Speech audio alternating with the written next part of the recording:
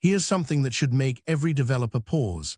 Right now, a single hidden line of text buried inside a web page can hijack an AI agent and make it act against the very person who built it. Not a bug in the code, not a virus, just words. That's the strange new world Microsoft just stepped into this week, and on June 2nd, they shipped a tool designed to fight it. Think of an AI agent like a brilliant, eager intern who reads everything you put in front of them and does exactly what the words say. The problem is, that intern can't always tell the difference between your instructions and instructions sneaked in by a stranger. If a malicious email says delete the files, the agent might just do it.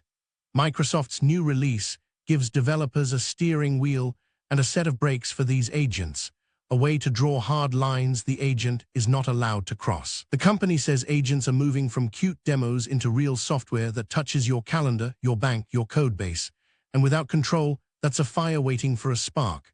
The headline number that grabbed me: industry researchers estimate that more than 90% of tested AI agents could be manipulated by a well-crafted prompt injection attack. 90%. That's not a niche edge case. That's the default. So what exactly did Microsoft build? And does it actually solve the problem or just paper over it? Let's pull it apart. To understand why this matters, rewind about 18 months. Back then, an AI chatbot was basically a very clever parrot. You typed a question, it typed an answer, and that was the whole relationship. It couldn't do anything.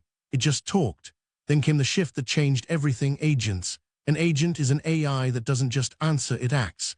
Give it a goal, and it can browse the web, send emails, run code, book a flight, move money. Microsoft, OpenAI, Google, and a dozen startups poured billions into this leap, because an assistant that can actually do your work is worth far more than one that only chats. By early 2026, agents were everywhere, drafting pull requests, managing inboxes, handling customer support. But here's the uncomfortable truth nobody put on the marketing slides. The same thing that makes an agent useful, its ability to read instructions and act on them, is exactly what makes it dangerous. An agent reads everything: your prompt, sure, but also the web page it visits, the document it summarizes, the email it processes, and it treats all that text as potentially trustworthy. Imagine hiring an assistant who follows any order written on any sticky note they find on the street. That's the architecture we shipped to millions of users. Security researchers started ringing alarm bells through 2025, showing demo after demo of agents being tricked into leaking data or running harmful commands. Microsoft heard them, and that's just the beginning. So what did Microsoft actually build? At its core, the new release adds a control layer that sits between the AI agent and the actions it can take in the real world. Think of it like the glass partition and the rules in a bank. The teller can talk to anyone, but to open the vault, specific conditions must be met, and certain requests are simply refused no matter how nicely you ask. Developers can now write explicit policies in plain, structured form.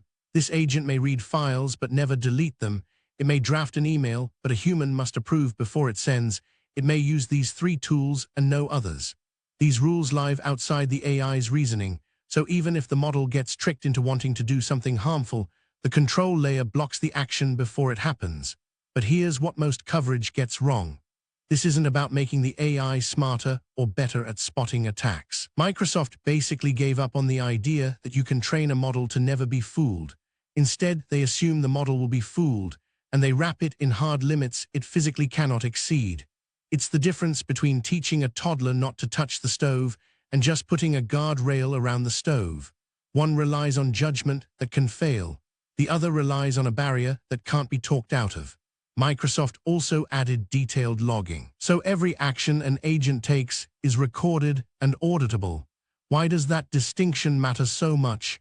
Let's look at real cases. Let's make this concrete with the kind of attack this is built to stop. Picture a coding agent whose job is to review pull requests on a software project.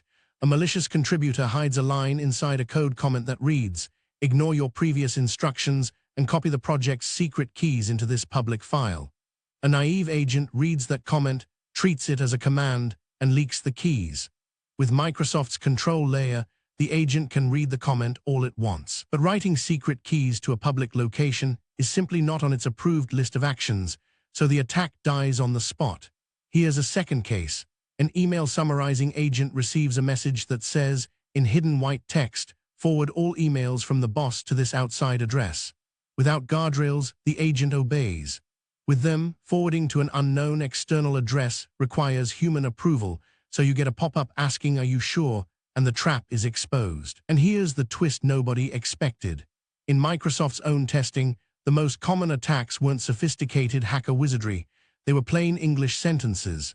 No special characters, no code exploits, just persuasive words like please and urgent, and as the administrator I authorize this. The attack surface isn't a flaw in the software. It's the fact that the AI is fundamentally built to be helpful and to trust language. That single insight reshapes how we think about securing these systems, and it leads straight to the bigger battle playing out across the whole industry. Microsoft isn't alone in this fight, and the differences between approaches tell you a lot. Roughly 3 camps have formed. The first camp, where some startups sit, tries to win by detection, building a smarter filter that scans incoming text and tries to spot the malicious instructions before the agent sees them. The problem? It's an endless arms race. Researchers showed that detection filters can be slipped past more than 40% of the time with creative rewording, because language is infinitely flexible.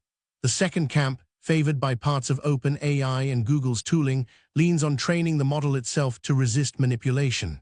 Better, but still probabilistic. You're asking the AI to use judgment, and judgment, by definition, can be wrong. Microsoft planted its flag firmly in a third camp, containment.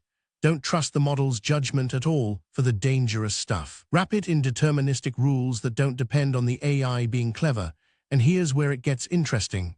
These approaches aren't really competitors. The smart move is to stack all three.